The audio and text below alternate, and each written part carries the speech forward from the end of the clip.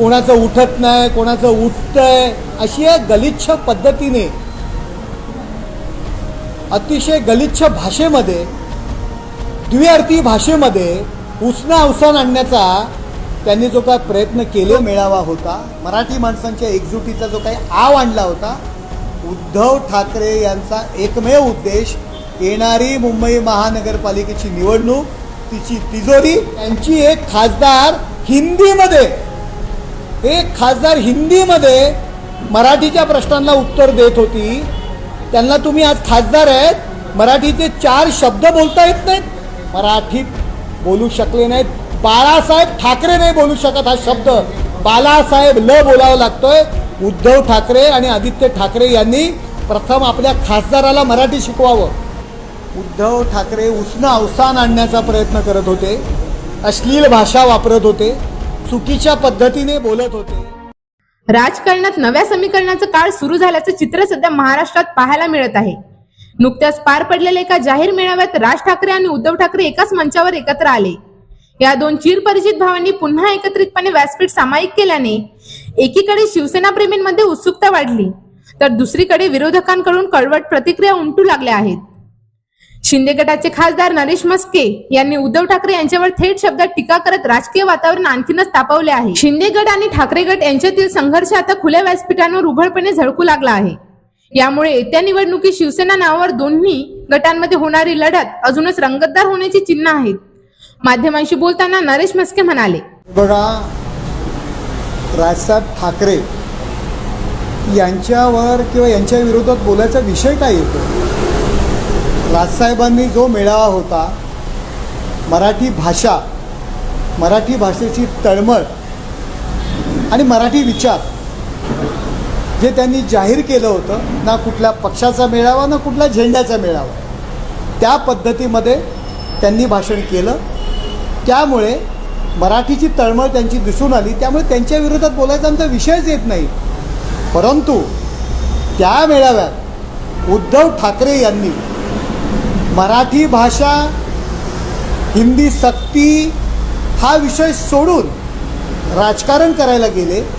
चुकीच्या पद्धतीने खालच्या भाषेमध्ये टीका करायला गेले.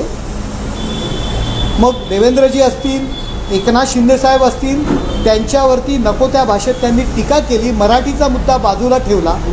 त्यांच्या भाषणात केवळ मुंबई महानगरपालिका आणि महाराष्ट्राच्या येणाऱ्या पुढच्या निवडणुका या संदर्भात केवळ वक्तव्य होती, ते दिसून येत होतं. आणि त्यामुळे आम्ही त्यांच्यावरती टीका करणार, मेळाव्याचा उद्देश लोकांसमोर आणणार. राजसाहेब यांनी कुठेही आमच्यावरती टीका केलेली नाही आहे. मराठी भाषा हा एक केवळ मुद्दा होता. त्यामुळे त्या मेळाव्याच्या विषयावरती आम्ही राजसाहेबांवरती टीका कशासाठी करू? त्या मेळाव्यामध्ये उद्धव ठाकरे एक हरलेला माणूस त्या ठिकाणी दिसत होता. जो माणूस आता हरलेला आहे आणि आता त्यांना राज ठाकरेंची गरज आहे, राजसाहेबांची गरज आहे, हे त्यांच्या भाषणातून त्यांची याचना, एक दुःख हे दिसून आलं, त्यांची याचना दिसून आली. आणि त्यांनी ज्या पद्धतीत टीका केली त्या पद्धतीतून आमची लोक त्याच्यावरती टीका करणार. राजसाहेब आमच्या विरोधात बोललेले नाही आहेत, त्यामुळे आम्हाला त्यांच्या विरोधात बोलायची गरज काय? तो काही GR होता, सक्ती तर नव्हती, पण ते म्हणत असेल हिंदी सक्ती, त्याचा GR होता, त्याचा तो रद्द केला, शासनाने रद्द केला. शासनाचं अभिनंदन करायला पाहिजे होतं.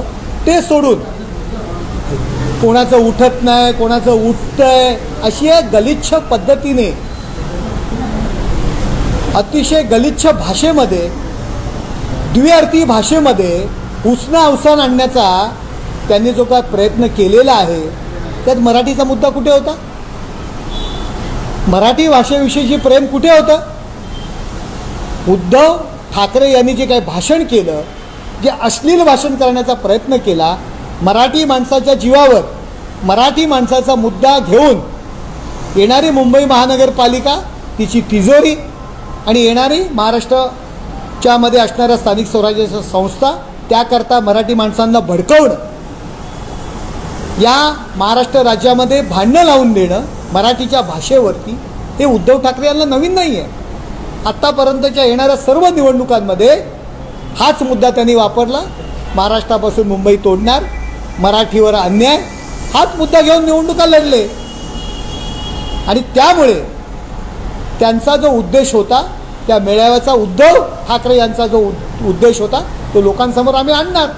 बॅनर तुम्ही लावला ते व्यवस्थेचा प्रश्न असेल, परंतु तो जो मेळावा होता, मराठी माणसांच्या एकजुटीचा जो काही आव आणला होता, उद्धव ठाकरे यांचा एकमेव उद्देश येणारी मुंबई महानगरपालिकेची निवडणूक, तिची तिजोरी, आणि त्यांनी स्वतः कबूल केलं, मुंबईत नाही तर महाराष्ट्रात होणाऱ्या स्थानिक स्वराज्य संस्थेच्या निवडणुका.